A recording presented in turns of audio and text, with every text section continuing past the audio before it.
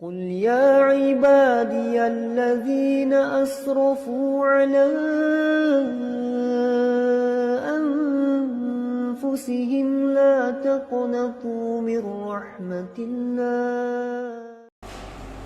بسم الله الرحمن الرحيم. السلام عليكم ورحمة الله وبركاته.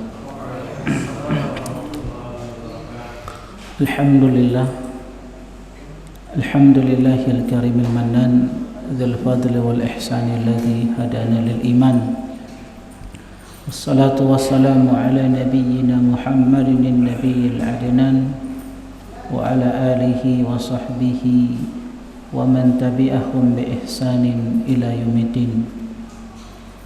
يا أيها الذين آمنوا اتقوا الله حق تقاته ولا تموتن إلا وأنتم مسلمون. أما بعد، فإن أصدق الحديث كتاب الله، وخير هدي محمد صلى الله عليه وسلم، وشر الأمور محدثاتها، فإن كل محدثة بدعة، وكل بدعة ضلالة، وكل ضلالة في النار. Jemaah sekalian, ma'asyiral muslimin rahimani wa rahimakumullah. Alhamdulillah, kembali kita berkumpul di tempat yang penuh berkah ini, di masjid yang sama-sama kita cintai, Masjid Ar-Ridha, untuk melanjutkan kajian dari pembahasan kitab Fiqh Al-Asma'il Husna,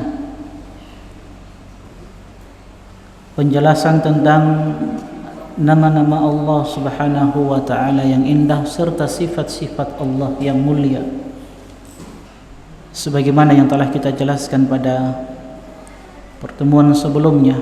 Walillahil asma'ul husna fad'uuhu biha. Allah Subhanahu wa ta'ala memiliki nama-nama yang indah, maka hendaklah kalian berdoa memohon kepada Allah Subhanahu wa ta'ala dengan nama-nama tersebut. Dan sebagaimana yang telah kita sampaikan pada pertemuan sebelumnya, bahwa ilmu tentang pemahaman Asma'ul Husna, nama-nama Allah Subhanahu wa ta'ala yang indah serta sifat-sifat Allah Subhanahu wa ta'ala, ini merupakan ilmu yang sangat termulia, dan ini merupakan sebaik-baik ilmu yang hendaknya dipelajari oleh setiap muslim dan muslimah. Bahkan kita sudah sampaikan pada pertemuan sebelumnya perkataan Imam Qawwamus Sunnah Al-Asfahani rahimahullahu ta'ala, awwalu fardin faradallahu azza wa jalla ala khalqihi ma'rifatuhu. Kewajiban yang pertama yang Allah Subhanahu wa ta'ala wajibkan kepada hamba-hambanya adalah ma'rifatuhu, mengenal Allah Subhanahu wa ta'ala melalui nama-namanya yang indah serta sifat-sifatnya yang mulia. Fa idza arafuhu abaduhu. Kalau mereka mengenal Allah Subhanahu wa ta'ala melalui nama-nama yang indah dan sifat-sifat yang mulia, maka abaduhu, maka mereka akan merealisasikan tujuan Allah Subhanahu wa ta'ala menciptakan mereka di bumi ini, yaitu menghambakan diri di hadapan Allah Subhanahu wa ta'ala. Allah Subhanahu wa ta'ala berfirman, fa'lam annahu la ilaha illallah. Ketahuilah bahwasanya tidak ada sesembahan yang berhak untuk diibadahi kecuali Allah Subhanahu wa ta'ala. Dan sebagaimana yang telah kita sampaikan pada pertemuan sebelumnya, Syekh Utsaimin rahimahullahu ta'ala mengatakan, syaraful ilmi bisyarafi ma'lumihi. Kemuliaan sebuah ilmu itu bergantung kepada keutamaan ilmu yang dia pelajari. Dan ilmu yang kita bahas ini tentang Allah Subhanahu wa ta'ala. Teman-teman sekalian rahimani wa rahimakumullah, pada pertemuan kita kali ini insyaallah kita akan lanjutkan perkataan Syekh Abdul Razak hafizahullah ta'ala berkaitan dengan keutamaan atau kedudukan ilmu tentang asma dan sifat-sifat Allah Subhanahu wa ta'ala. Beliau hafizahullah ta'ala mengatakan di dalam Al-Quran bisa kita jumpai banyak sekali ayat-ayat yang mengandung perintah kepada kita untuk mempelajari ilmu tentang Asmaul Husna. Di samping memberikan perhatian yang serius terhadap landasan tauhid yang agung ini, di antaranya Allah Subhanahu wa ta'ala berfirman dalam surat Al-Baqarah ayat yang ke-209, fa'lamu annallaha azizun hakim. Ketahuilah bahwa Allah Subhanahu wa ta'ala maha perkasa lagi maha bijaksana. Allah Subhanahu wa ta'ala juga berfirman, wa'lamu annallaha bikulli syai'in alim. Ketahuilah, ilmui bahwa Allah Subhanahu wa ta'ala bikulli syai'in alim, maha mengetahui segala sesuatu. Wa'lamu annallaha bima ta'maluna basir. Dan ketahuilah bahwasanya Allah Subhanahu wa ta'ala melihat apa yang kalian kerjakan. Wa'lamu annallaha ghafurun halim. Dan ketahuilah, ilmui bahwasanya Allah Subhanahu wa ta'ala ghafurun halim, maha pengampun dan maha penyantun. Di dalam Al-Quran kembali Allah Subhanahu wa ta'ala menegaskan, wa'lamu annallaha sami'un alim. Dan ilmui, ketahuilah bahwasanya Allah Subhanahu wa ta'ala sami', maha mendengar, alim, maha mengetahui. Wa'lamu annallaha ghaniyyun hamid. Ketahuilah dan ilmui bahwa Allah Subhanahu wa ta'ala ghaniyyun, maha kaya, hamidun, maha terpuji. I'lamu annallaha syadidul iqab wa annallaha ghafurur rahim. Ketahuilah bahwasanya Allah Subhanahu wa ta'ala syadidul iqab, sangat keras siksaan Allah, wa annallaha ghafurur rahim. Bersamaan dengan itu Allah kabarkan tentang sifatnya, Allah itu maha pengampun lagi maha penyayang. Fa'lamu annallaha maulakum ni'mal maula wa ni'man nasir. Maka ketahuilah, ilmui bahwa sesungguhnya Allah Subhanahu wa ta'ala maulakum, pelindung kalian, penolong kalian, penjaga kalian. Ni'mal maula wa ni'man nasir. Dia adalah sebaik-baik pelindung, dia Allah Subhanahu wa ta'ala sebaik-baik penolong. Wa'lamu annallaha ma'al muttaqin. Kembali lagi Allah menegaskan, ketahuilah wahai hamba-hambaku, annallaha ma'al muttaqin, Allah bersama dengan orang-orang yang senantiasa bertakwa. Wa'lamu annallaha ya'lamu ma fi anfusikum fahdharu. Dan ketahuilah, kata Allah, ilmui bahwasanya Allah Subhanahu wa ta'ala ya'lamu ma fi anfusikum, Allah itu mengetahui apa yang ada di dalam hati-hati kalian. Fahdharuhu, maka takutlah kalian kepada Allah Subhanahu wa ta'ala. Fa'lam annahu la ilaha illallah. Dan ketahuilah, ilmuilah bahwa tidak ada sesembahan yang berhak untuk diibadahi selain Allah Subhanahu wa ta'ala. Kata Syekh Abdul Razak, ayat yang memiliki makna serupa dengan ayat di atas tidak kurang ada 30 ayat. Kita sampaikan pada pertemuan sebelumnya, jamaah sekalian rahimani wa rahimakumullah, Allah Subhanahu wa ta'ala ketika menciptakan hamba-hambanya, menciptakan manusia, seorang hamba ketika anak Adam ketika dilahirkan oleh ibunya telah ditanamkan fitrah. Apa itu fitrah? Pengenalan terhadap Allah Subhanahu wa ta'ala. Jadi setiap hamba itu sudah ditanamkan di atas fitrah ini, bahwa hamba-hamba itu, manusia-manusia itu telah mengenal Allah Subhanahu wa ta'ala. Dan sebagaimana hadis yang telah kita sebutkan pada pertemuan sebelumnya, bahwasanya Rasulullah sallallahu alaihi wasallam bersabda, kullu mauludin yuladu 'alal fitrah. Setiap bayi yang dilahirkan itu di atas fitrah, di atas ketauhidan, mengenal Allah Subhanahu wa taala. Tapi ini baru sekedar pengakuan seorang hamba.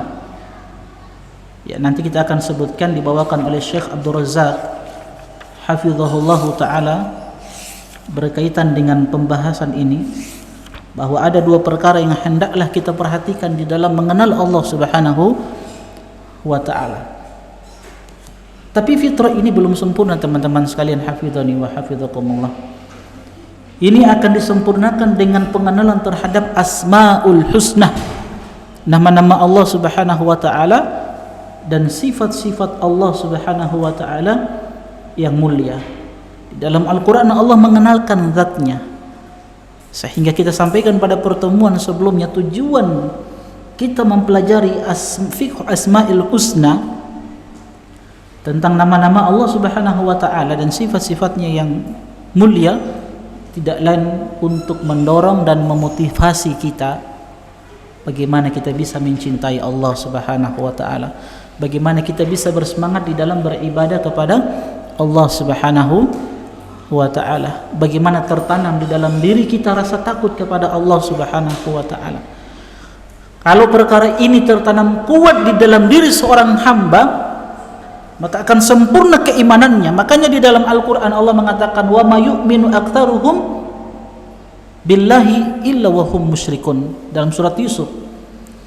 Kebanyakan manusia ini tidak beriman kepada Allah dengan sebenar-benar keimanan, illa wa hum musyrikun, kecuali mereka banyak melakukan kesyirikan. Dan Syekhul Islam Ibnu Taimiyah mengatakan, fa asasu syirki wa qa'idatuhu allati buniya 'alaiha at-ta'alluqu bi ghairillah. Kenapa terjadi banyaknya kesyirikan yang dilakukan oleh sebagian besar kaum muslimin? Kata Syekhul Islam Ibnu Taimiyah, dasar dan landasan yang dibangun di atasnya, jadi fa asasu syirki wa qa'idatuhu allati buniya 'alaiha. Jadi dasar dan landasan kesyirikan yang terbangun di atasnya kesyirikan-kesyirikan yang lain itu karena satu perkara. Apa itu? At-ta'alluqu bi ghairillah. Karena bergantungnya hati kepada selain Allah Subhanahu wa taala. Kenapa? Banyak dari kaum muslimin menggantungkan hati-hati mereka kepada selain Allah karena kejahilan mereka terhadap Allah Subhanahu wa taala. Maka Allah kenalkan dirinya di dalam Al-Qur'an melalui Asmaul Husna, nama-nama Allah yang indah dan sifat-sifat Allah Subhanahu wa taala yang mulia. Jadi asas dasar kesyirikan itu adalah ini, bergantungnya hati kepada selain Allah Subhanahu wa taala. Sebagaimana yang kita contohkan pada pertemuan sebelumnya. Kalau seorang hamba tahu bahwa Allah itu Razzaq, Maha Pemberi rizki, Allah itu Ar-Rahman Ar-Rahim, Allah itu Halim, maka seorang hamba ketika dia dihadapkan dengan kesempitan, penderitaan, maka dia tidak akan berlari kecuali hanya berlari kepada Allah Subhanahu wa taala. Dia akan meminta rizki hanya kepada Allah Subhanahu wa taala. Dia hanya bergantung kepada Allah Subhanahu wa taala. Dan itu semua di dalam Al-Qur'an. Dalam surat Al-Ikhlas yang sering kita bacakan, Qul huwallahu ahad. Katakan wahai Muhammad sallallahu alaihi wasallam, Allah itu ahad. Allah itu esa. As-Samad. Allah itu tempat bergantung. Semua hajat yang kita butuhkan itu hanya diminta kepada Allah Subhanahu wa taala. Lam yalid wa lam yulad. Allah tidak beranak dan tidak pula diperanakan. Begitu pula dalam surat Al-Fatihah, Alhamdulillahi Rabbil Alamin, Ar-Rahmanir Rahim dan seterusnya. Di awal surat ini, dan ini surat yang paling agung di dalam Al-Quran, adalah surat Al-Fatihah. Nanti akan disebutkan oleh Syekh Abdul Razak hafizahullahu ta'ala tentang riwayat yang menunjukkan bahwasanya surat yang teragung di dalam Al-Quran adalah surat Al-Fatihah. Sebab di dalamnya Allah subhanahu wa ta'ala mengenalkan tentang dirinya, Alhamdulillahi Rabbil Alamin. Nama pertama dari nama-nama Allah, lafzul jalalah Allah. Di dalamnya terkandung sifat uluhiyah, Rabbul Alamin, Rabb, Ar-Rahman Ar-Rahim, Allah penyayang, Allah pengasih. Ar-Rahman Ar-Rahim ini terambil dari satu akar kata rahmat. Sehingga para ulama menyebutkan semua nama-nama Allah subhanahu wa ta'ala ini berporos dari tiga nama ini, Allah, Rabb, Ar-Rahman, Ar-Rahim. Jadi semua nama-nama Allah itu berporos dari tiga nama ini dalam surat Al-Fatihah. Nanti insyaallah akan dijelaskan. Nah, teman-teman sekalian rahimani wa rahimakumullah, Syekh Abdul Razak mengatakan firman Allah subhanahu wa ta'ala di dalam Al-Quranul Karim yang secara khusus menyebutkan asma dan sifat-sifat Allah tak terhitung jumlahnya. Bahkan Syekhul Islam Ibn Taimiyah mengatakan, menjelaskan, beliau mengatakan, wal Qur'anu fihi min dzikri asma'illahi wa sifatihi wa af'alihi akthar mimma fihi min dzikril akli wasyurbi wan nikah fil jannah. Disebutkan oleh Syekhul Islam Ibn Taimiyah bahwa ayat di dalam Al-Quran yang menyebutkan dan menjelaskan tentang asma, nama-nama Allah, sifat-sifat Allah dan perbuatan-perbuatan Allah subhanahu wa ta'ala itu sangatlah banyak kalau dibandingkan dengan penyebutan tentang makanan, minuman dan pernikahan di dalam surga. Apa yang berkaitan dengan kenikmatan di dalam surga. Jadi penyebutan tentang apa? Nama-nama, sifat dan perbuatan Allah subhanahu wa ta'ala itu sangatlah banyak. Maka ayat-ayat yang menyebutkan asma serta sifat-sifatnya mendapatkan kedudukan lebih mulia daripada ayat-ayat yang menceritakan tentang hari kiamat. Dan ayat yang paling mulia di dalam Al-Quran karena menyebutkan asma dan sifat Allah adalah ayat kursi. Sebagaimana yang ditegaskan dalam hadis yang diriwayatkan oleh Imam Muslim dari Rasulullah sallallahu alaihi wasallam, Nabi kita Muhammad sallallahu alaihi wasallam pernah bertanya kepada salah seorang sahabat yang bernama Ubay bin Ka'ab radhiyallahu taala anhu, "At-tadri ayyu ayatin fi kitabillahi a'zam?" Tahukah kamu ayat yang paling mulia di dalam Al-Quran? Maka Ubay bin Ka'ab radhiyallahu taala anhu membaca firman Allah subhanahu wa ta'ala, Allahu la ilaha illa huwal hayyul qayyum. Allah yang di dalamnya terkandung dzul uluhiyah, sifat uluhiyah, bahwa dia Allah yang berhak untuk diibadahi, ya. La ilaha illa huwal hayyul qayyum. Tidak ada sesembahan yang berhak untuk diibadahi kecuali Al-Hayyu Al-Qayyum. Dia yang maha hidup, kekal, lagi terus menerus mengurus makhluk-makhluknya. Makanya kalimat tauhid itu kita terjemahkan apa? La ilaha illallah, kita terjemahkan apa? La ma'budu bihaqqin illallah. Tidak ada sesembahan yang berhak untuk diibadahi kecuali Allah subhanahu wa ta'ala. Kenapa terjemahan tidak ada Tuhan selain Allah itu kita anggap, kita katakan sesuatu yang keliru atau kurang tepat lah. Jadi tidak ada Tuhan selain Allah itu terjemahan yang kurang tepat, kurang sempurna.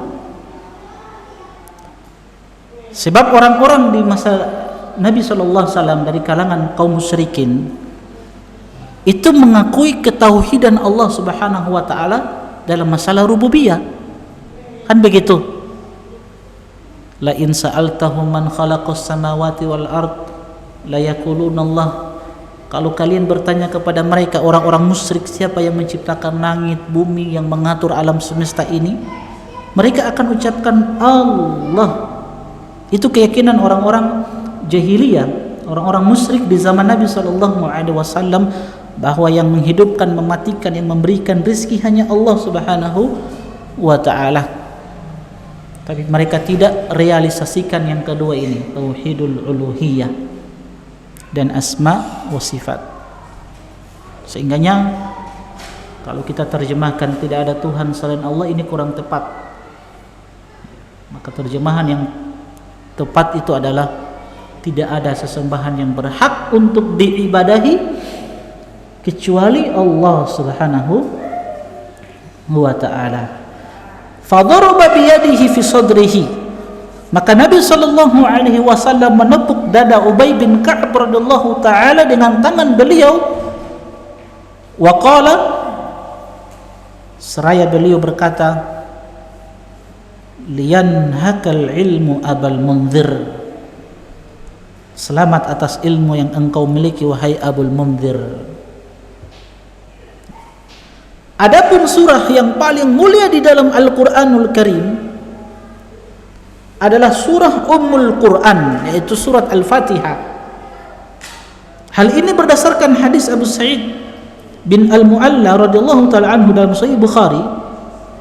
Nabi SAW berkata kepadanya, innahu lam yanzil fit Taurati wala fil Injili wala fil Zaburi wala fil Qur'ani mithluha wa hiya sab'ul mathani wal Qur'anul azim alladhi utituhu.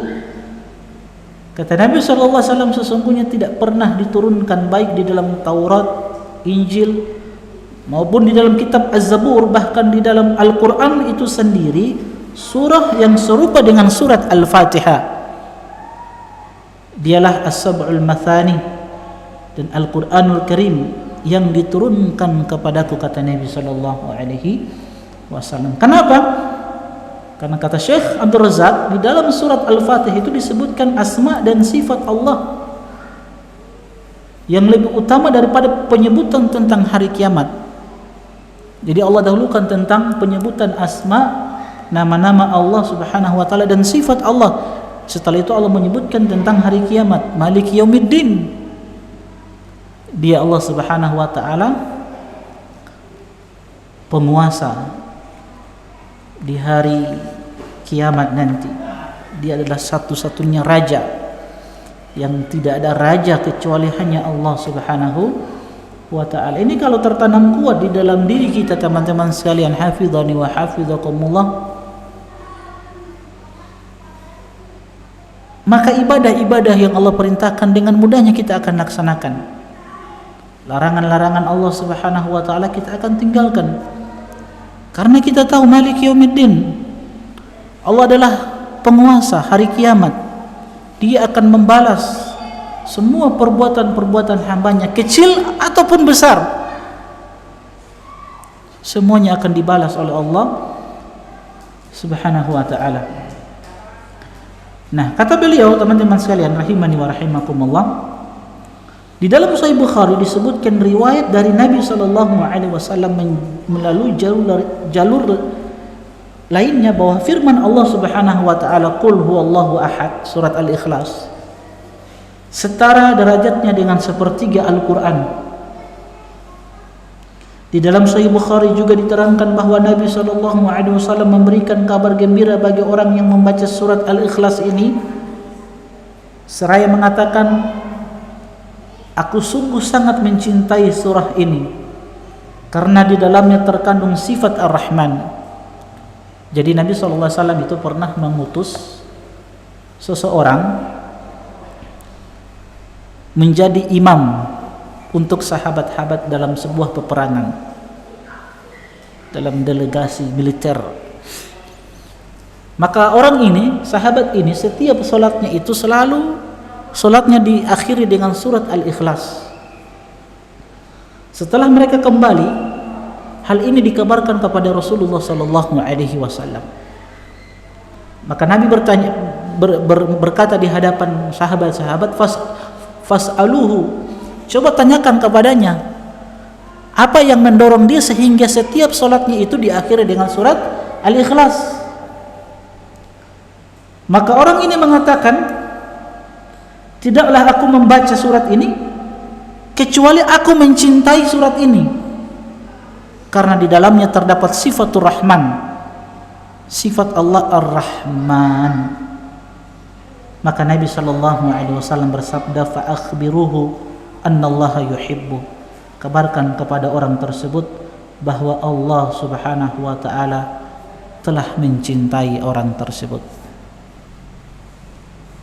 Maka teman-teman sekalian, ternyata surat-surat seperti ini, surat Al-Ikhlas, surat Al-Fatihah, dan surat-surat yang lainnya yang di dalamnya menyebutkan tentang asma, nama-nama Allah serta sifat-sifat yang mulia, ini mengajarkan kepada kita sebuah pelajaran yang penting, bahwa Allah Subhanahu wa taala zat satu-satunya yang sempurna, yang kita berikan semua ibadah, tempat kita bergantung, tempat kita meminta, tempat kita berharap, tempat kita berdoa. Maka beruntunglah, bahagia orang-orang yang senantiasa mentauhidkan Allah Subhanahu wa taala. Dalil-dalil yang disebutkan sangat jelas memperlihatkan urgensi mengetahui asma dan sifat Allah yang mulia ini. Dari dalil-dalil yang dibawakan oleh Syekh Abdul Razak ini menunjukkan kepada kita tentang urgensi mengetahui asma dan sifat Allah yang mulia ini.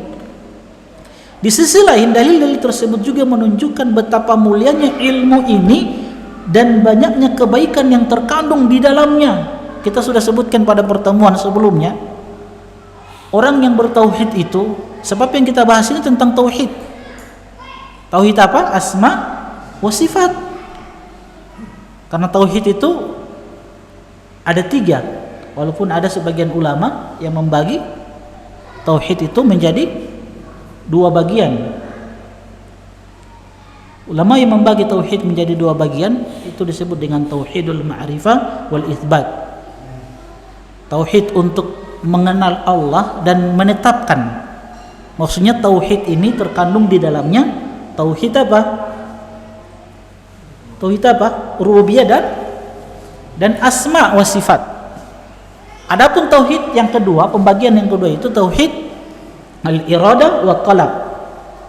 Tauhid tentang kehendak dan permintaan. Maksudnya tauhid yang di dalamnya tentang apa? Tauhid uluhiyah.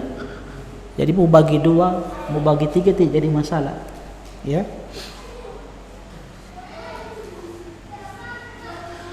Ilmu ini juga menjadi pokok keimanan dan salah satu rukun dari rukun-rukun Islam sebagaimana yang telah kita sebutkan pada pertemuan sebelumnya. Di samping menjadi salah satu pondasi dari pondasi-pondasi Islam yang di atasnya dibangun harkat dan martabat Islam yang sangat mulia. Nah, akankah segala urusan manusia dapat sesuai dengan syariat? Dan akankah kondisi masyarakat dapat menjadi lebih baik jika mereka tidak mengetahui siapa pencipta dan pemberi rezeki mereka selama ini? Nah, itu yang kita sampaikan pada pertemuan yang lalu. Orang yang bertauhid itu apa? Orang yang banyak memberikan kebaikan-kebaikan. Sebab tauhid itu adalah sumber dari semua kebaikan. Jadi kebaikan-kebaikan itu kan banyak. Nah, kebaikan-kebaikan yang banyak ini berporos pada satu perkara. Satu kebaikan, apa itu? Tauhid. Jadi kalau orang bertauhid, maka akan lahir kebaikan-kebaikan dari dirinya. Sebab dia sudah mengenal Allah Subhanahu wa taala. Ya. Dari 3 pembagian tadi ataupun 2 pembagian yang telah kita sebutkan. Sesungguhnya hanya Allah Subhanahu wa taala yang wajib disembah. Tidak ada sesuatu pun yang wajib disembah selain Dia. Namun kebanyakan manusia justru disibukkan dengan dunia yang diciptakan untuk mereka. Padahal tujuan Allah ciptakan manusia itu untuk apa? Beribadah kepada Allah Subhanahu wa taala. Nah, sekarang manusia kebanyakan lebih sibuk untuk apa? Mencari dunia. Yang dunia itu diciptakan untuk siapa? Untuk manusia. Huwallazi khalaqalakum ma fil ardi jami'an. Kan kata Allah, dan dia yang telah menciptakan untuk kalian ma fil ardi jami'an, semua yang ada di bumi ini itu untuk kalian, kata Allah Subhanahu wa taala. Ini fasilitas yang luar biasa yang Allah berikan kepada kita, dari makanannya, minumannya, tempat tinggalnya, ya, semua yang kita butuhkan ada di bumi yang Allah Subhanahu wa taala ciptakan ini. Jadi bumi ini diciptakan untuk kita sebagai wasilah. Jadi dunia ini sebagai wasilah saja, wasilah untuk meraih cinta dan ridha Allah Subhanahu wa taala, ya. Jadi kebanyakan manusia itu disibukkan dengan apa? Dengan dunia, bukan menyibukkan diri dengan Allah yang menciptakan semua itu. Allah telah mengingatkan hambanya dari kelalaian. Dari kelalaian ini melalui firman-Nya, ya ayyuhalladzina amanu la tulhikum amwalukum wala auladukum an dzikrillah wa may yaf'al dzalika fa ulaika humul khasirun. Wahai orang-orang yang beriman. Jadi dipanggil dengan seruan keimanan. Sering kita sampaikan, kalau ada ayat yang diawali dengan seruan keimanan, maka setelah itu ada sesuatu yang penting yang Allah ingin ingatkan kepada kita. Ada sesuatu yang penting yang ingin Allah kabarkan, yang Allah ingin sampaikan kepada kita. Ya ayyuhalladzina amanu, wahai orang-orang yang beriman, la tulhikum amwalukum wala auladukum an dzikrillah. Jangan sampai harta kalian, anak-anak kalian melalaikan kalian dari mengingat Allah, melalaikan kalian dari berzikir kepada Allah, melalaikan kalian dari beribadah kepada Allah. Jangan sampai anak-anak kalian, harta kalian, pangkat dan jabatan kalian melalaikan kalian dari belajar ilmu agama, terkhusus mempelajari ilmu yang mulia ini.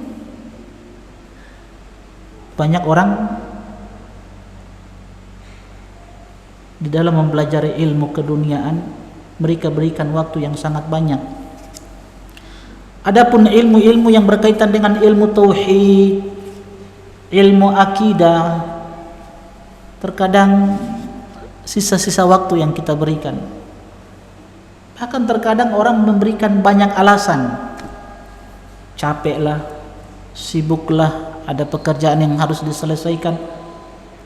Padahal ilmu ini adalah ilmu yang sangat penting yang harus kita ketahui. Ilmu ini perkara yang menjelaskan tentang Sang Khalik, Sang Pencipta yang kita sembah selama ini. Maka orang-orang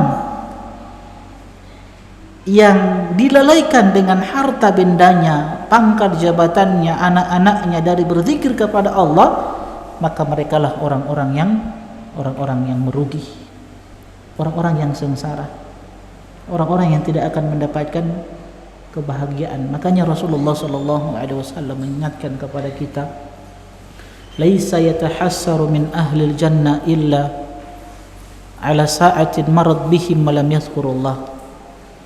Tidak ada sesuatu yang sangat disesali oleh penduduk surga kecuali satu waktu ketika di dunia yang mereka lewati, dan waktu tersebut mereka tidak isi dengan berzikir kepada Allah Subhanahu wa taala.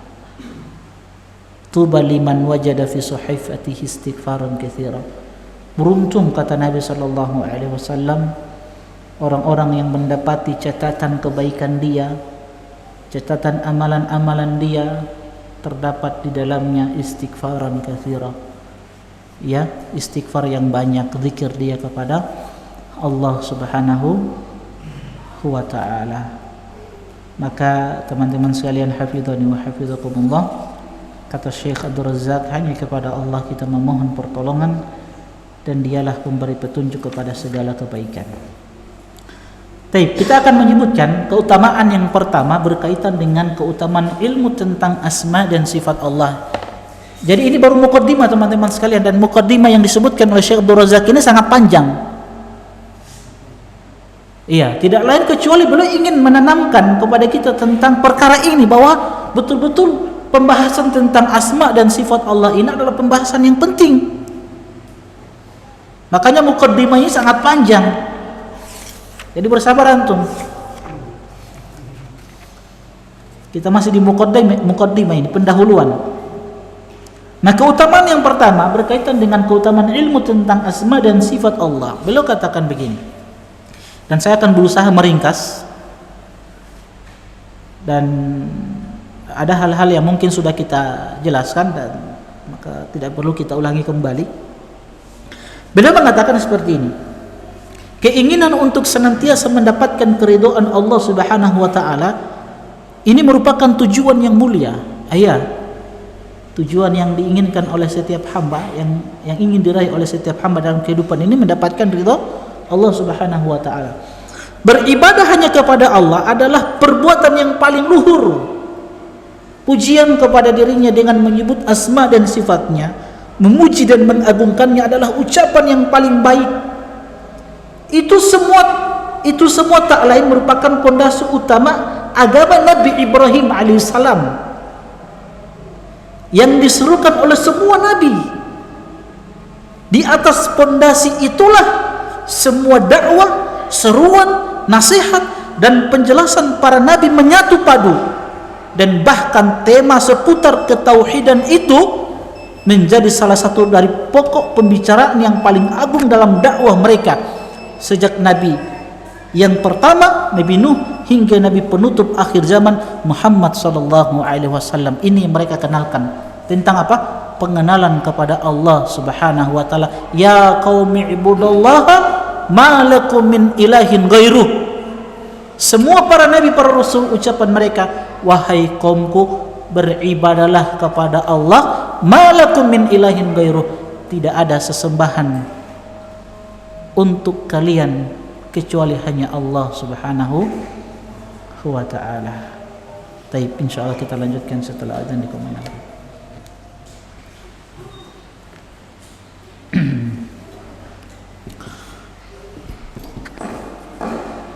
Ma'asyiral muslimin, jamaah sekalian rahimani wa rahimakumullah.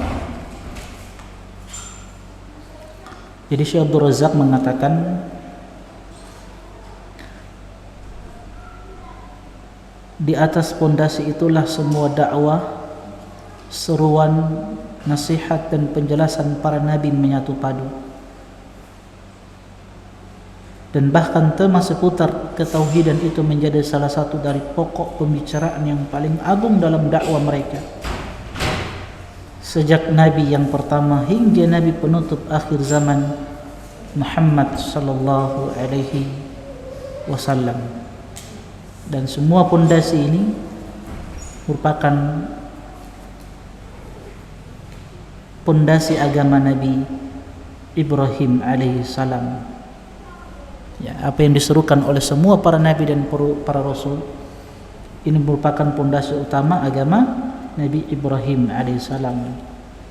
Makanya Allah Subhanahu wa taala di dalam Al-Qur'an membahasakan tentang Ibrahim alaihissalam, inna Ibrahim kana ummah qanitan lillah hanifan wa lam yakun minal musyrikin.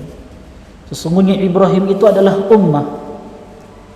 Beliau seorang diri tapi disebut dengan umat. Kenapa? Karena semua kebaikan yang ada pada umat-umat ini berkumpul pada diri Ibrahim alaihissalam, Abul Anbiya. Maka semua seruan para nabi ini berporos pada agama Nabi Ibrahim alaihissalam. Semua nabi dan rasul diutus untuk pertama mengajak manusia kembali kepada Allah dengan objek yang paling mulia yang wajib diketahui, yaitu Allah Subhanahu wa taala. Kedua, menjelaskan kepada umatnya cara kembali kepada Allah. Ketiga, memberitakan kepada mereka keadaan orang-orang yang telah berhasil kembali kepada Allah. Inilah 3 pokok dakwah terpenting yang disampaikan melalui lisan para rasul kepada umatnya masing-masing. Maka berkenaan dengan hal ini teman-teman sekalian, hafizani wa hafizakumullah,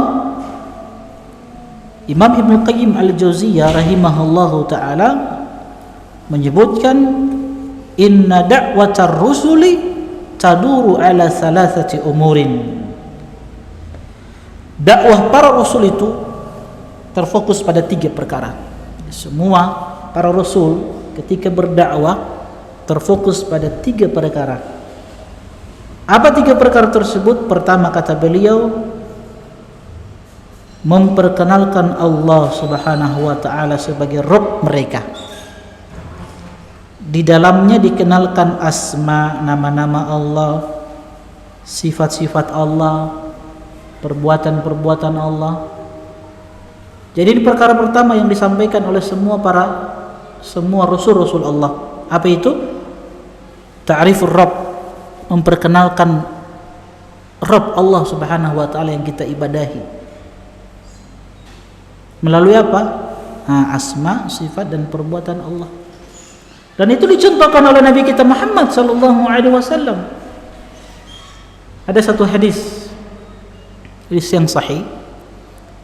Rasulullah sallallahu alaihi wasallam bersabda, "Inna rabbakum hayyun karimun yastahyi min 'abdihi idza rafa'a yadayhi ilaihi an yaruddahuma sifra." Apa kata Nabi sallallahu alaihi wasallam? Lihat, ini salah satu contoh ya, bahwa rasul-rasul itu dakwah mereka pertama memperkenalkan Allah dengan nama-nama, sifat-sifatnya, perbuatan-perbuatannya. Nabi mengatakan, inna rabbakum, sesungguhnya Rabb kalian, hayyun karimun, dia Allah itu maha pemalu, karimun, maha pemurah, yastahyi min abdihi idza rafa'a yadayhi ilaihi. Allah itu malu dari seorang hamba apabila ada seorang hamba mengangkat kedua tangannya berdoa meminta kepadanya, an yaruddahu masifra. Allah itu malu membalasnya dalam keadaan hampa. Artinya ketika ada seorang hamba meminta kepada Allah, ya, maka Allah itu malu untuk tidak memberikan atau mengijabahi doanya. Dan ini salah satu rahmat kasih sayang Allah Subhanahu wa taala kepada hamba-hambanya. Lihat, Allah sudah kabarkan melalui lisan Rasulullah sallallahu alaihi wasallam. Ini salah satu contoh. Maka seorang hamba juga harus memiliki rasa malu. Ketika Allah kabarkan dia hayyun, maha pemalu, malu dari hamba-hambanya, yang ketika dia berdoa meminta kemudian Allah tidak mengabulkan permintaannya. Ini juga mengajarkan kepada kita, kata para ulama, hendaklah seorang muslim dan muslim itu memperbanyak doa kepada Allah. Jangan pernah merasa berputus asa ketika dia berdoa meminta kepadanya, sebab Allah itu hayyun karim. Maka seorang hamba juga punya rasa malu, harus ada rasa malu. Makanya Nabi katakan apa? Al-haya'u la ya'ti illa bi khairin. Malu itu tidak datang kecuali memberikan kebaikan. Jadi seorang hamba itu harus ada rasa malu. Apa rasa malu yang mendatangkan kebaikan? Ini kata Syekh Utsaimin, maksudnya rasa malu di sini adalah sifatun nafs. Sifat yang tertanam dalam jiwa seorang hamba yang mendorong hamba tersebut untuk melakukan perbuatan-perbuatan yang terpuji, yang baik, dan meninggalkan perbuatan-perbuatan yang tercela dan dilarang oleh Allah Subhanahu wa taala. Itulah rasa malu yang Nabi katakan, al-haya'u la ya'ti illa bi khairin. Rasa malu itu tidak mendatangkan kecuali kebaikan untuk seorang hamba. Kalau so hilang rasa malu ini, akhirnya coba lihat, semua dia lakukan dari keburukan-keburukan, kejelekan. Makanya Nabi katakan, fa idza lam tastahi fasna ma'sita. Kalau so tidak ada rasa malu, silakan berbuat sesuka hatimu. Kedua, mengenali cara dan metode untuk mencintai Allah, yaitu dengan cara berzikir, bersyukur, dan dengan beribadah sebagai bukti kecintaan serta kemuliaan dari hamba kepada Allah Subhanahu wa ta'ala. Jadi memperkenalkan, mengajarkan, Rasul-Rasul ini mengajarkan kepada umatnya tentang cara dan metode untuk mencintai Allah. Dan salah satu cara, metode di dalam mencintai Allah yang diajarkan oleh Nabi kita Muhammad sallallahu alaihi wasallam untuk mencintai Allah ini mempelajari Asmaul Husna, mentadaburi ya Asmaul Husna, nama-nama Allah serta sifat-sifat Allah Subhanahu wa taala yang mulia. Dan masih banyak cara-cara mencintai Allah, berzikir, bersyukur, dan ibadah-ibadah yang lainnya. Dan cinta kita kepada Allah Subhanahu wa taala ini merupakan ibadah hati yang paling agung. Dan sebaik-baik bekal yang kita bawa kepada Allah Subhanahu wa taala ini ibadah hati ini, cinta kita kepada Allah Subhanahu wa taala. Kalau kita bisa mengenal Allah melalui nama-namanya serta sifat-sifatnya, maka kita akan bersemangat di dalam beribadah kepada Allah. Kalau kita sudah bersemangat di dalam beribadah kepada Allah, maka itu akan mendatangkan cinta Allah Subhanahu wa ta'ala ya. Kemudian yang ketiga, memberitahukan kepada mereka, nah ini ganjaran pahala yang akan mereka terima setelah merengkuh cinta Allah Subhanahu wa ta'ala, berupa surga yang terhampar, berbagai kenikmatan di dalamnya, dan yang lebih terutama lagi adalah memperoleh keridhaan Allah, melihat wajahnya yang mulia. Dan ini salah satu nikmat yang paling besar yang kita dapatkan atau didapatkan seorang hamba ketika dia masuk di dalam surga, melihat wajah Allah Subhanahu wa ta'ala serta mendapatkan ucapan salam dari Allah, dan dia berbicara langsung kepada mereka. Imam Ibnu Qayyim juga memaparkan pokok-pokok dakwah Nabi Muhammad sallallahu alaihi wasallam seputar perkara yang mulia ini. Nabi sallallahu alaihi wasallam memperkenalkan kepada manusia tentang Rabb mereka yang sebenarnya, Rabb yang wajib mereka sembah, sebatas akal, pikiran, dan juga kemampuan mereka menangkap pengetahuan tersebut. Jadi Nabi sallallahu alaihi wasallam ajarkan kepada kita teman-teman sekalian segala sesuatu, terkhusus dalam perkara akidah. Ya, Allah kabarkan, Nabi sallallahu alaihi wasallam kabarkan kepada kita bahwa Allah itu Maha Pemalu. Tentang keberadaan Allah Subhanahu wa ta'ala Nabi sudah ajarkan, jadi tidak perlu bingung. Ketika ditanya di mana Allah, ya langsung kita jawab Allah beristiwa bersama di atas arsy-Nya sesuai dengan kebesaran dan keagungannya. Sebagaimana ada budak perempuan yang didatangkan di hadapan Nabi sallallahu alaihi wasallam. Lantas Nabi bertanya, "Aina Allah?"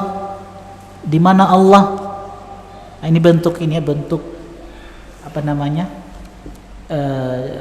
cara dan metode yang Nabi ajarkan kepada kita tentang Allah, keberadaan Allah. Nabi katakan, "Aina Allah?" Di mana Allah? Maka budak wanita ini mengatakan, "Fis sama," Allah itu di atas langit.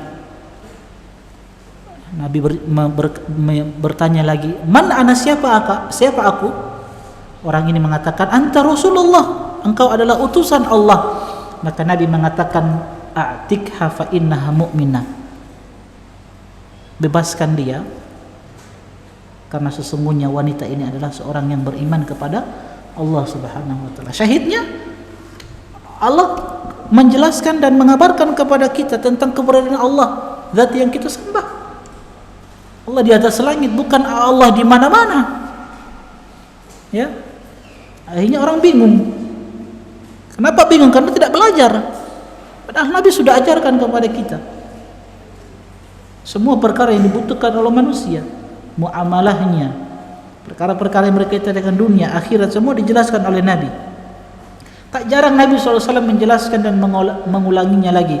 Kemudian beliau pun menyederhanakan dan merinci seputar asma Allah, sifat maupun perbuatannya, hingga akhirnya pengetahuan tersebut benar-benar terpatri dalam sanubari para hambanya yang beriman. Nabi sendiri menjelaskan secara lebih lengkap, rinci dan detail, melebihi penjelasan siapapun yang berbicara seputar perkara ini. Ini sebagaimana Allah firmankan dalam surat Al-Ankabut ayat 51. Awalam yakfihim anna anzalna 'alaikal kitaba yutla 'alaihim inna fi dzalika la rahmatan wa dzikra liqaumin yu'minun. Apakah tidak cukup bagi mereka bahwa kami telah menurunkan kepadamu Muhammad kitab Al-Qur'an yang dibacakan kepada mereka? Sungguh di dalam Al-Qur'an itu terdapat rahmat yang besar dan pelajaran bagi orang-orang yang beriman. Beliau sallallahu alaihi wasallam juga mengatakan, qad taraktukum 'alal bayda lailuha kanahariha la yazigu anha ba'di illa halik. Sungguh aku telah tinggalkan kalian itu berada di atas agama yang terang benderang, gelap malamnya laksana terang siangnya, malamnya itu bagaikan siangnya. Tidak ada yang menyimpang darinya sepeninggalku, kata Nabi, kecuali orang-orang yang binasa. Beliau juga sallallahu alaihi wasallam bersabda, ma ba'atsallahu min nabiyyin illa kana haqqan alaihi an yadulla ummatahu ala khairin ma ya'lamuhu lahum wa yanhahum an syarri ma ya'lamuhu lahum. Tidaklah Allah Subhanahu wa taala mengutus seorang nabi kecuali dengan kewajiban menunjukkan umatnya kepada kebaikan yang dia ketahui untuk diri mereka. Dan dia juga Rasul ini yang diutus oleh Allah berkewajiban melarang mereka dari perbuatan keji yang dia ketahui untuk mereka. Nabi juga bersabda, ma baqiya syai'un yuqarribu minal jannah wa yubaidu minan nari illa qad buyyina lakum.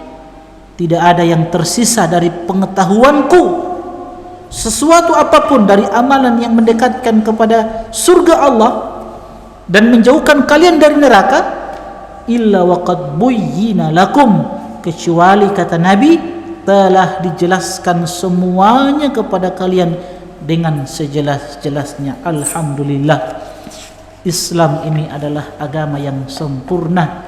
Tidak ada sesuatu yang dibutuhkan oleh manusia yang berkaitan dengan kehidupan dunia, apalagi yang berkaitan dengan kehidupan akhirat, kecuali telah dijelaskan di dalam Al-Quran dan Sunnah Nabi Sallallahu Alaihi Wasallam. Makanya Allah kembali menjelaskan, tibyanan likulli syai'. Al-Quran itu penjelas untuk segala sesuatu yang dibutuhkan oleh hamba-hambanya. Maka teman-teman sekalian rahimani wa rahimakumullah, kata beliau, kata Syekh Abdul Razak, terasa amat mustahil jika Nabi SAW mengajarkan umatnya adab membuang hajat, adab makan dan minum, masuk dan keluar WC dengan begitu rinci dan lengkap. Namun beliau SAW meninggalkan umatnya begitu saja tanpa mengajarkan mereka ilmu mengenai Rabb mereka yang wajib untuk diibadahi. Sekali lagi beliau sebutkan ini supaya apa? Tertanam kuat di dalam diri kita, jiwa kita, bahwa ilmu ini perkara yang penting.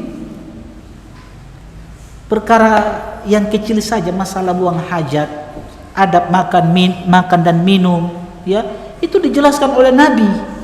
Apalagi perkara yang berkaitan dengan Rabb, dengan Allah yang kita sembah. Ilmu inilah yang selalu diucapkan melalui lisan para nabi dan diyakini dalam hati mereka. Inilah puncak dari semua ilmu yang ada.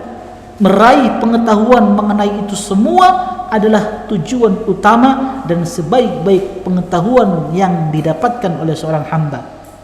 Bagaimana mungkin beliau sallallahu alaihi wasallam lalai dalam menyampaikan ilmu tentang asma dan sifat Allah, padahal kebutuhan umat beliau terhadap ilmu ini merupakan prioritas pertama.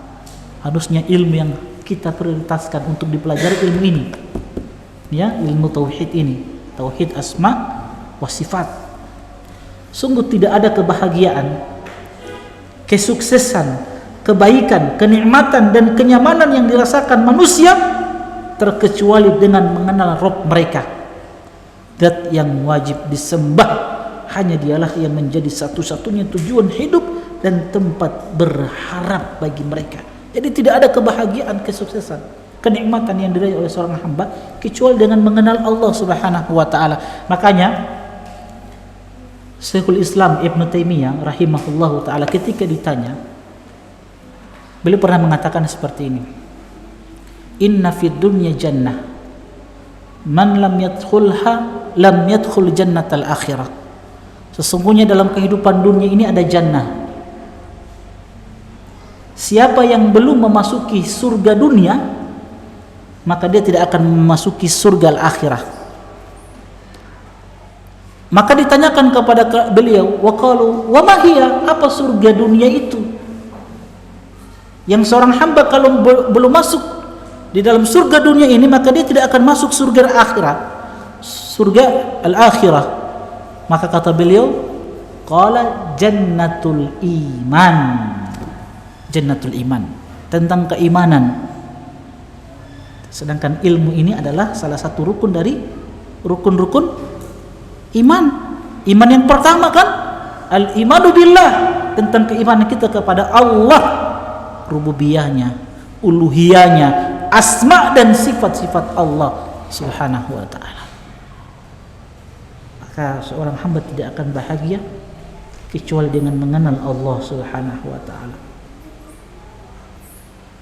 Mengingat Allah dan mendekatkan diri hanya kepadanya adalah penyejuk mata dan penghidup hati hamba-hambanya.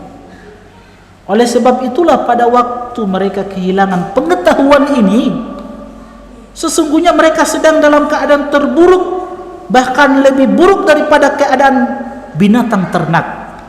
Orang-orang yang tidak mengenal Allah itu keadaannya lebih buruk daripada binatang ternak. Ini telah ditegaskan oleh Allah di dalam Al-Quran dalam surat Al-Furqan. Inhum illa kal an'am bal hum adallu sabila. Mereka itu hanyalah seperti binatang ternak. Bal hum adallu sabila. Bahkan kata Allah lebih sesat jalannya. Lebih sesat mereka ini.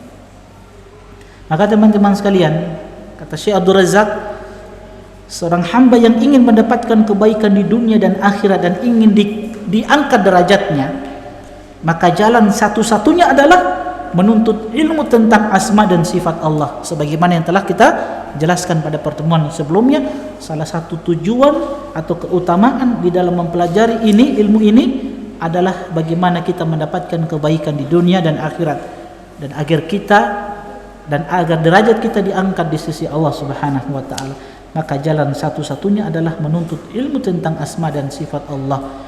Karena seseorang yang di dalam hatinya ada kecintaan kepada Rabb-nya dan keinginan untuk mendapatkan ridhonya serta ada rasa rindu bertemu dengannya, maka tujuan utamanya dan cita-cita tertingginya adalah menuntut ilmu dan mencari tahu tentang Asmaul Husna.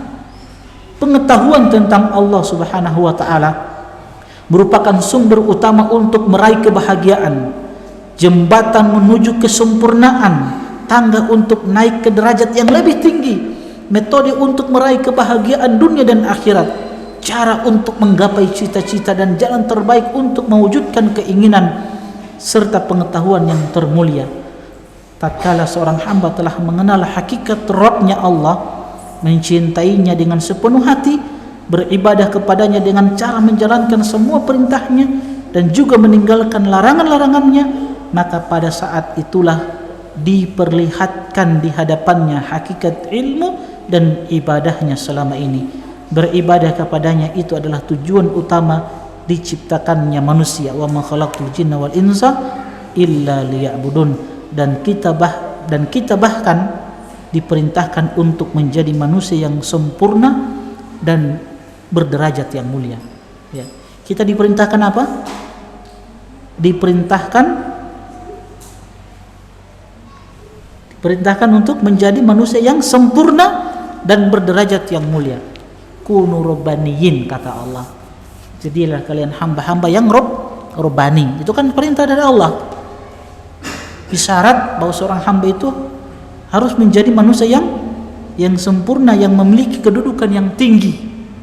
Nah, lebih-lebih Tiada satupun yang diinginkan oleh jiwa manusia melebihi keinginannya untuk mengetahui Sang Pencipta, mencintai, menyebut dan membangga-banggakannya, serta keinginan untuk senantiasa berdekatan dengan Rabb-Nya dan berada di sisi Allah Subhanahu wa taala. Kata beliau terakhir, tidak ada cara yang harus ditempuh manusia melainkan dengan jalan mengetahui sifat maupun asmanya. Setiap kali bertambah pengetahuan seorang hamba tentang Allah, ia akan semakin mengenalnya dan kepadanya semata ia meminta. Lihat, bahkan ia ingin lebih dekat dengannya, dengan Allah. Namun sebaliknya, pada waktu hamba tersebut semakin mengingkari eksistensi Allah Subhanahu wa taala, maka semakin jauhlah pengetahuannya tentang Allah. Selain karenanya pula akan membuat dirinya semakin tidak suka dan menjauh dari Allah. Seberapa besar posisi seorang hamba di sisi Allah, hal itu tergantung pada hamba tersebut memposisikan dirinya di hadapan Allah. Lihat sekali lagi, saya ulangi, kata Syekh Abdul Razak, seberapa besar posisi seorang hamba di sisi Allah, seberapa besar posisi seorang hamba di sisi Allah, hal itu bergantung pada bagaimana hamba tersebut memposisikan dirinya di hadapan Allah Subhanahu wa taala. Karena memang Allah itu membalas hamba-hambanya sesuai dengan sikap-sikap mereka. Al jazaa'u min jinsil amal, walladzina jahadu fina lanahdiyannahum subulana. Dan hadis laisi yang kita tahu bersama, 3 orang yang datang di majelis Rasulullah sallallahu alaihi wasallam. Orang yang pertama melihat tempat yang kosong di majelis Nabi sallallahu alaihi wasallam, maka dia pun duduk di tempat yang kosong, paling depan dia. Adapun orang yang kedua, dia malu-malu, dia pun duduk paling belakang, bersandar di belakang lagi dia. Main HP lagi. Orang yang ketiga, dia lihat majelis Nabi, dia berpaling meninggalkan Rasulullah sallallahu alaihi wasallam. Setelah selesai dari majelis Nabi, Nabi katakan, ala ukhbirukum, maukah aku kabarkan kepada kalian tentang 3 orang yang tadi? Adapun orang yang pertama, dia bersegera kepada Allah, Allah pun bersegera kepadanya. Adapun orang yang kedua, dia malu-malu, dia duduk paling belakang, bersandar di tembok dia, Allah pun malu darinya. Adapun orang yang ketiga, dia berpaling dari Nabi, maka Allah pun berpaling dari orang tersebut. Lihat, Allah membalas 3 orang ini sesuai dengan sikap mereka. Al jazaa'u min jinsil amal. Jadi kalau kita memposisikan diri ya di hadapan Allah Subhanahu wa taala, maka Allah akan balas. Allah akan berikan posisi tersebut. Allah akan angkat derajat hamba tersebut. Terkait atau tentang firman Allah Subhanahu wa taala, innama yakhsyallaha min ibadihil ulama, di antara hamba-hamba Allah yang takut kepadanya hanyalah para ulama. Al-Hafidz Ibnu Katsir mengatakan di dalam tafsirnya, menjelaskan maksudnya, sungguh orang yang paling takut kepada Allah hanyalah para ulama. Mereka mengetahui hakikat Allah. Bagaimana tertanam rasa takut di dalam diri seorang hamba kalau mereka tidak mengenal Allah? Yang sebagaimana kita sebutkan pada pertemuan sebelumnya, tak kenal maka tak sayang toh, tak kenal maka tak sayang, tak sayang maka tak cinta.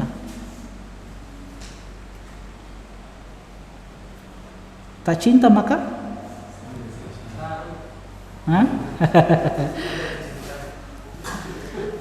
tak cinta maka bagaimana antum bisa takut? Ya, lebih tidak sayang. Karena semakin sempurna ilmu seseorang tentang Allah yang Maha Agung dan Maha Mengetahui, dia adalah pemilik sifat yang sempurna dan nama-nama Allah yang indah, niscaya rasa takutnya kepada Allah akan semakin besar dan dahsyat. Siapa yang mengenal hakikat Allah, maka akan semakin bertambah rasa takut kepada Allah. Semakin kuat keyakinannya akan pengawasannya, muraqabatullah. Sebagaimana kita sampaikan pada pertemuan sebelumnya, dan hatinya terus berharap hanya kepada Allah, di sisi lain keimanan seorang hamba akan kiat meningkat. Yang ini bisa tercermin dari semakin beragam ibadah yang dia lakukan. Itu semua akan menjadikan hatinya semakin dekat dengan Rabb-Nya. Usahanya untuk menggapai ridhonya menjadi lebih cepat daripada desiran angin yang berhembus. Hatinya tidak akan pernah berpaling ke kanan maupun ke kiri, sebab tak ada lagi keraguan, tidak akan bergantung kepada selain Allah. Sebagai yang kita sebutkan tadi, tahu ucapan siapa tadi? Ucapan siapa? Syekhul Islam Ibn Taimiyah, bahwasanya bergantungnya hati seorang hamba kepada selain Allah ini merupakan apa? Landasan kesyirikan yang terbangun di atasnya kesyirikan yang lain. Dari sini dulu, kalau sudah bergantung hati ini kepada selain Allah, maka akan lahir kesyirikan yang lain. Maka perlu kita menguatkan hati ini dengan mempelajari tauhid asma wa sifat. Sesungguhnya taufik itu hanya ada dalam genggaman Allah, tidak ada daya dan upaya melainkan dengan kekuatan dari Allah Subhanahu wa ta'ala. Maka kita berdoa kepada Allah Subhanahu wa ta'ala, semoga Allah Subhanahu wa ta'ala terus memberikan semangat, memberikan keistiqomahan kepada kita untuk senantiasa belajar ilmu agama, terkhusus di dalam mendalami pengetahuan kita tentang Allah Subhanahu wa ta'ala.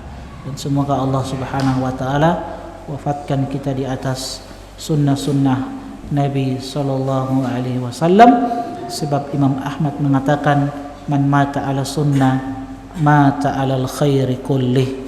Siapa yang mati di atas sunnah-sunnah Nabi, maka dia mati di atas seluruh kebaikan. Wallahu ta'ala alam. Subhanakallahumma bihamdik, asyhadu an la ilaha illa anta, astaghfiruka wa atubu ilaik. Assalamualaikum warahmatullahi wabarakatuh. قل يا عبادي الذين أسرفوا على أنفسهم لا تقنطوا من رحمة الله